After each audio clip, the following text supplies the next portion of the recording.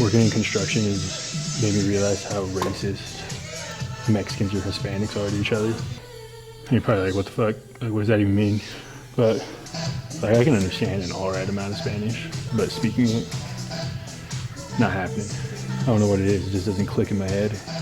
Fuck, I'm ready to speak English sometimes, but I mean, you should see the look on some of their faces when they come to talk to me. You know, they start speaking Spanish. I'm like, oh, I don't speak Spanish. It's just straight up disgust.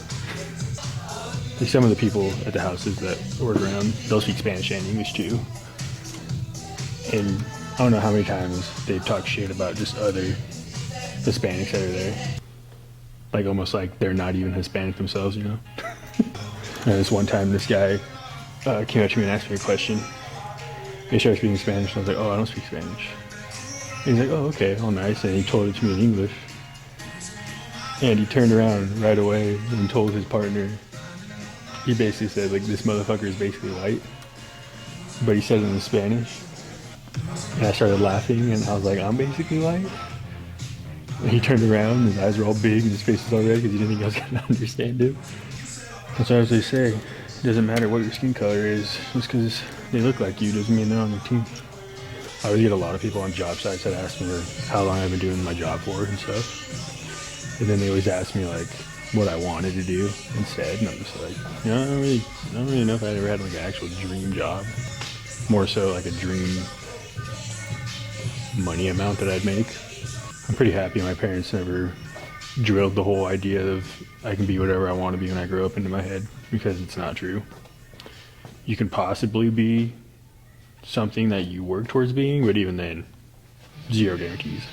I've worked around a lot of kids too, or I guess kids, I don't know. I mean, I'm like 29, so I guess I'd probably call them kids, but like 18, 19. Always like, oh yeah, this is just like a job till I do what I want to do. You know, you can tell they're the ones that their parents told them they can do whatever they want.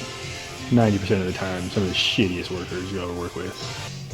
Luckily for me, I've always liked just doing manual labor, which is honestly kind of fucking annoying because, I mean, I've been working my ass off all the time, but I just could not sit still in like a office setting or anything like that. I'm not a still person at all. I want to sleep, nothing. Like I pace, like I'm doing right now. I'm a pacer. If I'm standing up, I'm walking back and forth. I can't just stand there and hang out. Like I used to work at a gym a while ago, selling gym memberships and stuff. Sounds like an easy job, but I'd take physically draining over mentally draining any day. And also the gym was like in a basement of like the lower level of a mall, so it was just like zero sunlight, so it was just like added to the depression, I guess. The amount of phone calls and just stuff like that you had to do. Made some good friends there, so it made the job doable for as long as I did it, but if it wasn't for that, I probably would have been out of there way quicker. And honestly, most of my body aches anyways don't come from working out or my job. It comes from just how fucked up I sleep. Every morning I wake up, my neck is everything but straight. I've made my bed as comfortable as I could possibly get it to, hoping that, you know, maybe I'd stay still more when I'd sleep, but no.